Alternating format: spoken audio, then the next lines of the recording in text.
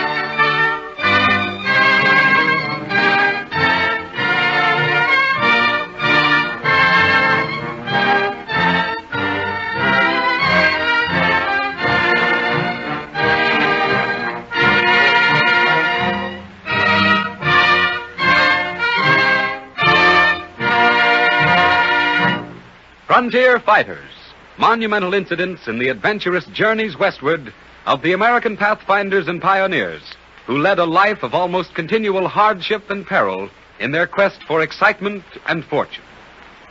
In recounting the enterprise and valor of those who explored and helped build the far west, we must not overlook the heroic roles that the missionaries played in this epic drama of wilderness conquest. One of the first and most noted of Northwest missionaries was Dr. Marcus Whitman, the Yankee physician and missionary who sacrificed his life to bring the Christian religion to the painted red savage of the western mountains and plains and to save the Pacific Northwest to America. 1834, Boston, Massachusetts. The Foreign Mission Board of the Presbyterian Church is publicly examining young men for service in the Northwest.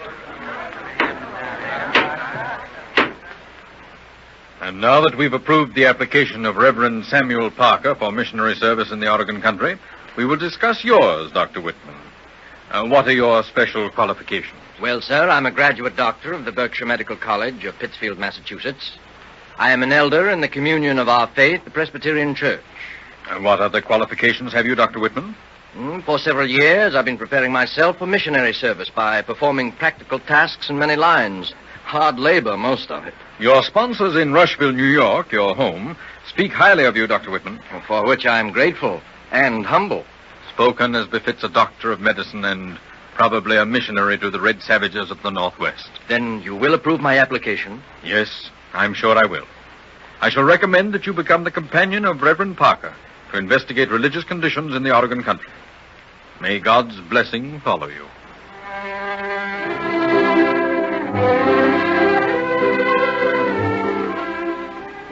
Dr. Whitman and Reverend Parker found the far Northwest so promising a field for their labors that Dr. Whitman returned to Boston for permission to establish a permanent church in the wilderness. This was granted by the Presbyterians, and Dr. Whitman, now married to Narcissa Prentice of Plattsburgh, New York, began the long and arduous journey back into the Northwest. They were accompanied by the Reverend and Mrs. H. Spaulding, also newly married. Having left his convoy, Dr. Whitman, with one light wagon, determined to be the first to cross the Rocky Mountains on wheels. July 18th, 1835, the junction of Smith's Fork and the Bear River on the present Idaho-Wyoming boundary. Oh, Marcus, listen to me. You're laboring too hard. Why not leave the wagon here and carry our few belongings the rest of the way? No, Narcissa. With divine guidance and help, this wagon must be the first to reach the Oregon country. Dr. Whitman, with all due respect to your skill as a surgeon and your zeal as a missionary, you're a fool, sir. Fool or no fool, Reverend Spaulding, and with all due respect to your holy orders, this party is going to enter Oregon not afoot, but on 4 solid American-made wheels. Oh, look, Marcus. Toward that clearing in the pines yonder, on that mountain slope, straight ahead. White men, Dr. Whitman, beaver trappers, to judge by their leather costumes. Then let's hurry. Here, give me a lift, Spaulding, with this off wheel. It's lodged between these 2 rocks. That's fine. Well, I'd never have accomplished it alone. Hi, strangers. How are you? Welcome to the Rocky Mountains, sisters. Thank you, gentlemen. But why the jollification? Are women unusual in this neighborhood? Madam, you and the other lady are the first white women to ever cross the Rocky Mountains. Yes, and you're something the Honorable Hudson's Bay Company cannot get rid of. They may succeed in driving us out of this country, but they'll never get rid of you. Yes, sir. Old Mose is right. You two ladies have led the way into this mountain wilderness beyond which lies peace and plenitude, happiness, contentment, and prosperity.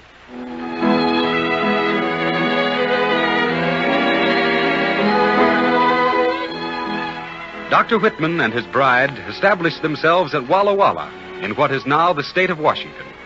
Reverend Spaulding erected a mission on the Clearwater River in what was later to become Idaho. As the Oregon country was claimed both by the United States and England, it was only natural that the Hudson's Bay Company, a British concern, would discourage in every way the emigration of Americans. In 1842, Dr. Whitman was informed that the mission authorities had decided to suspend all activities in the Northwest.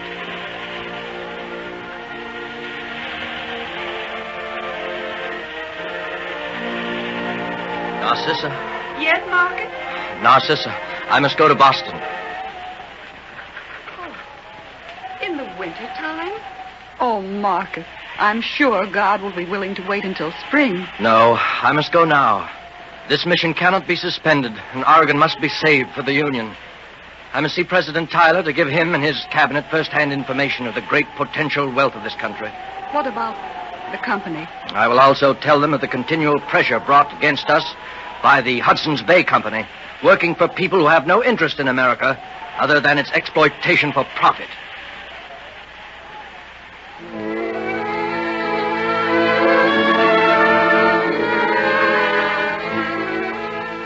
On the following day began one of the greatest rides in history. In the dead of winter, ostensibly to save a small Christian outpost, but in reality to save the Oregon country for the American people.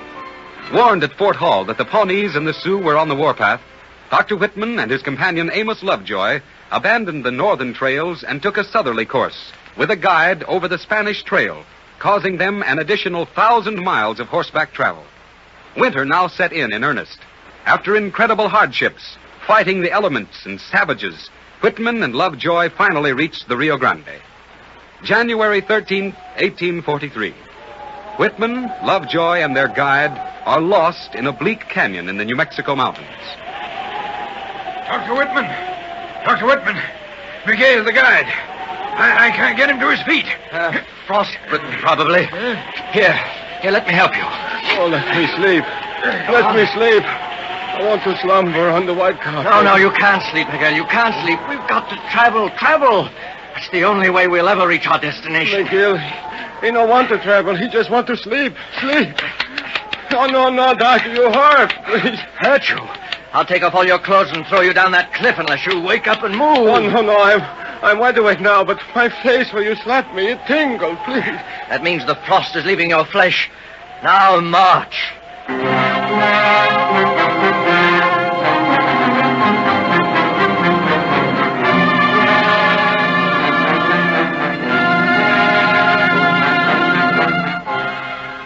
Dr. Whitman finally reached Boston, where, after considerable dissent, the Foreign Mission Board reversed its decision. The Whitman mission was saved. Dr. Whitman also interviewed President Tyler and his cabinet, giving the federal authorities valuable information, which later helped to determine America's policy in dealing with England over the so-called Oregon question. Back at his mission again, and his persecutors unable to shake his determination to win and hold the Oregon country for the United States, Dr. Whitman's career reached an atrocious climax. November 29th, 1847. My people die, O medicine man, and you do nothing. I am powerless, O chief. The pale-faced medicine man's magic is greater than mine. He is the servant not of the great spirit, but of the evil one. Who told you this? A half-blood, a trapper of the Hudson's Bay traders.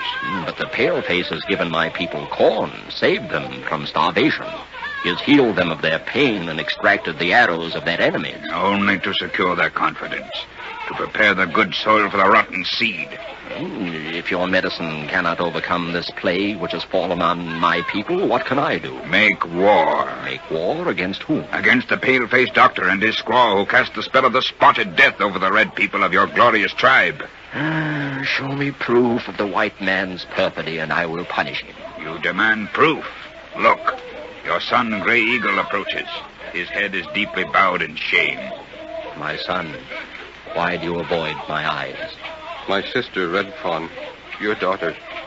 Oh, Father. Spotted death? Yes, my father. Gray Eagle, my son, take 4 braves of your clan to exact the blood vengeance from the pale-face invaders as prescribed in the death ritual of my people. Go.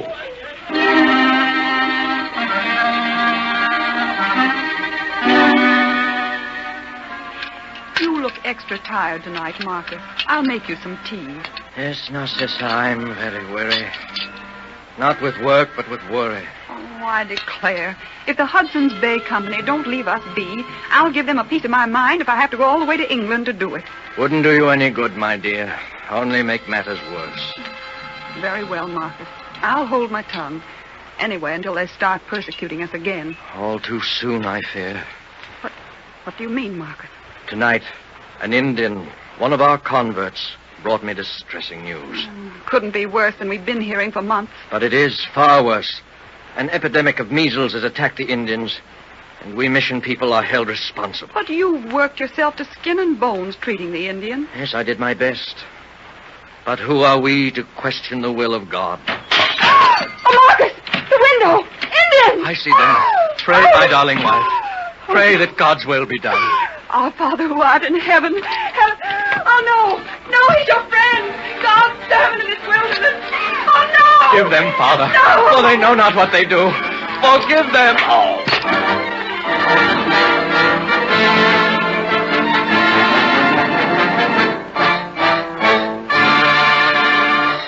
Thus ended the earthly careers of Dr. Marcus Whitman and Narcissa, his devoted wife.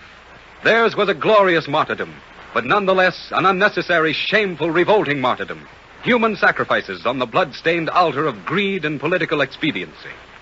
United by the common bond of their great love for each other, their patriotism, and their abiding faith in the Creator they both served so faithfully, they departed this life together with benedictions for their savage executioners on their trembling lips. And so we bring to a close another splendid chapter in the lives of those gallant frontier fighters who, despite natural obstacles and man's lust for power, won and welded the great Western Empire to the United States of America.